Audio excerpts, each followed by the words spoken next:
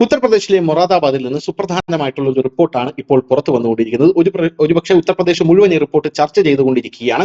ഉത്തർപ്രദേശിലെ മൊറാദാബാദിൽ 14 വയസ്സുള്ള പെൺകുട്ടിയെ, അതായത് ദളിത് ഹിന്ദു പെൺകുട്ടിയെ മതമൗലികവാദികൾ ചേർന്ന് 2 മാസത്തോളം തടങ്കലിൽ പാർപ്പിച്ച് പീഡിപ്പിച്ചു എന്നുള്ളതാണ് ആ റിപ്പോർട്ട്. എന്തായാലും ആ പെൺകുട്ടി ഇപ്പോൾ പോലീസ് ആ പെൺകുട്ടിയെ അന്വേഷണത്തിൽ കണ്ടെത്തിയിട്ടുണ്ട്. തിരിച്ച് ആ പെൺകുട്ടിയെ വീട്ടിലെത്തിച്ചിട്ടുണ്ട്. ആ പെൺകുട്ടിയുടെ അവസ്ഥ വളരെ മോശമാണ്. പോലീസിന്റെ കണ്ടെത്തൽ ഇത്തരത്തിലാണ്. പോലീസിന്റെ കണ്ടെത്തൽ പുറത്തു വന്നപ്പോഴാണ് ഈ വാർത്ത ഉത്തർപ്രദേശ് മുഴുവൻ കത്തിപ്പടർന്നത് എന്നുള്ളതാണ് വേറൊരു പ്രധാനപ്പെട്ട വിഷയം.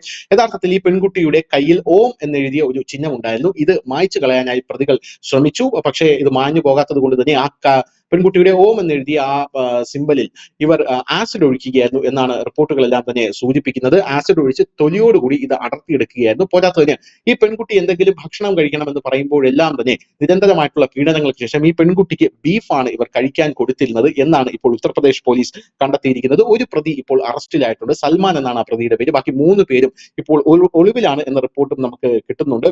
ഇവർക്കെതിരെ ഇന്ത്യൻ ശിക്ഷാ നിയമത്തിലെ 137(2), 71, 123, 1274, 299, 351(3) എന്നീ വകുപ്പുകൾ പ്രകാരവും പോക്സോ വകുപ്പ് പ്രകാരവും, പോക്സോ ആക്ടിലെ 5-6 വകുപ്പുകൾ പ്രകാരവും SC/ST അട്രോസിറ്റി ആക്ട് പ്രകാരവും കേസെടുത്തിട്ടുണ്ട് എന്നാണ് ഇപ്പോൾ പോലീസ് അറിയിച്ചിരിക്കുന്നത്. പ്രായപൂർത്തിയാകാത്ത കുട്ടിയെ കാണാതായതിനു പിന്നാലെ വലിയ രീതിയിലുള്ള തിരച്ചിൽ നടത്തിയിരുന്നുവെങ്കിലും ഒന്നും കണ്ടെത്താനായില്ല എന്നാണ് ഇരയുടെ അമ്മായി അടക്കം പറയുന്നത്.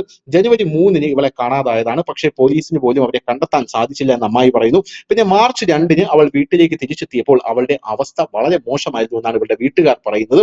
എന്തായാലും ആസിഡ് ഉപയോഗിച്ച് ഓം തുടച്ചു മാറ്റിയെന്നും നിർബന്ധിച്ച് ബീഫ് കഴിപ്പിച്ചു എന്നുമാണ് ഈ പെൺകുട്ടിയുടെ അമ്മായി പറയുന്നത്. പോലീസ് സ്റ്റേഷനിലെ പരാതി പ്രകാരം വീട്ടിലെത്തിയപ്പോൾ പ്രതി 2 മാസമായി തന്നോട് ക്രൂരമായി പെരുമാറിയെന്ന് പ്രായപൂർത്തിയാകാത്ത പെൺകുട്ടി പറയുന്നുണ്ടായിരുന്നു.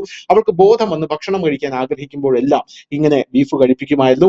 പോരാത്തതിന് കഴിക്കാൻ വിസമ്മതിച്ചപ്പോഴെല്ലാം തന്നെ നിർബന്ധിച്ച് ഇതെന്നെ കൊണ്ട് കഴിപ്പിക്കുകയായിരുന്നു എന്നാണ് ആ കുട്ടി പറയുന്നത്. കയ്യിൽ ഓം ടാറ്റു ചെയ്തിരുന്നു. അതിനുമേൽ ആസിഡ് ഒഴിച്ച് അത് മാച്ചു. മുഖത്ത് ആസിഡ് ഒഴിക്കുമെന്ന് പലതവണ ഭീഷണിപ്പെടുത്തി 2 മാസം തുടർച്ചയായി കൂട്ടബലാത്സംഗത്തിന് ഇരയാക്കി. ഭോജ്പൂരിൽ നിന്നാണ് ഈ പെൺകുട്ടിയെ മോചിപ്പിച്ചത് എന്ന റിപ്പോർട്ടുകളും നമുക്കിപ്പോൾ ലഭിക്കുന്നുണ്ട്. മാർച്ച് 3-നാണ് പ്രായപൂർത്തിയാകാത്ത ഒരു പെൺകുട്ടി കൂട്ടബലാത്സംഗത്തിന് ഇരയായതായി പരാതി ലഭിച്ചതായി SP ദഹന്ത് കുൻവർ ആകാശ് സിംഗ് പറഞ്ഞത്.